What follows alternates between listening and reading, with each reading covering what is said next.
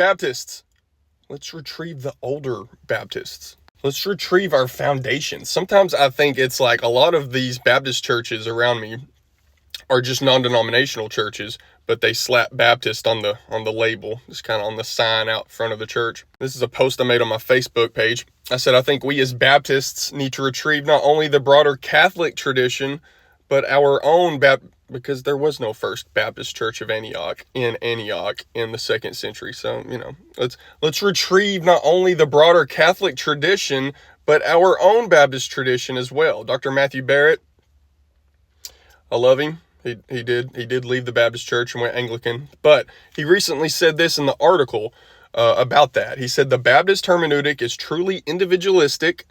It's modern to the bone. And that is true in many Baptist churches, I think, in America specifically. Post-Enlightenment, individualism, and post-19th century ideas of no creed but the Bible, all right, and the emotionalism, revivalistic new measures methodology that's in our worship in the form of a rock show and a spectator TED Talk, and the anxious bench, which came out of the revivalism methodology, which is now the altar call, which Michael Haykin says has taken place of the Lord's Supper as the climax of many Baptist churches' liturgies.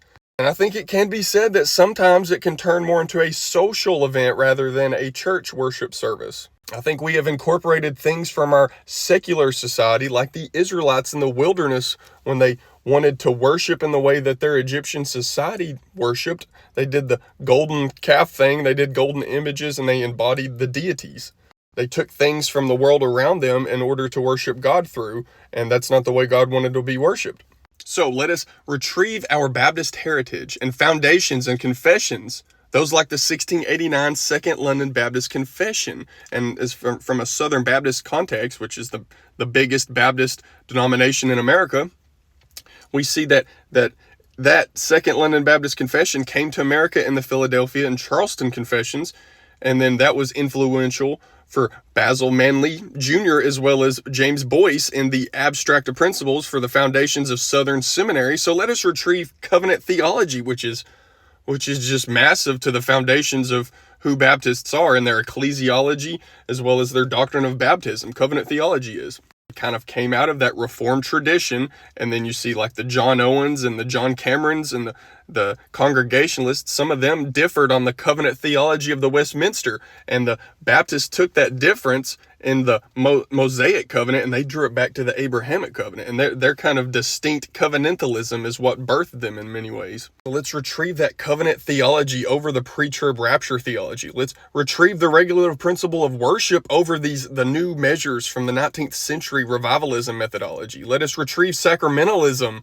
over this Gnosticism of this hyper inward and take all the outward stuff out. That's more Gnostic. That's not Christian. It's not about being less physical. Let us retrieve continuity with the broader Reformed tradition that we are a part of, as well as the broader Catholic Church. Let us be Baptist rather than non-denominational, with the word Baptist on the, like on the sign out front. It just says Baptist. Yeah, let's do that. It's something to think about.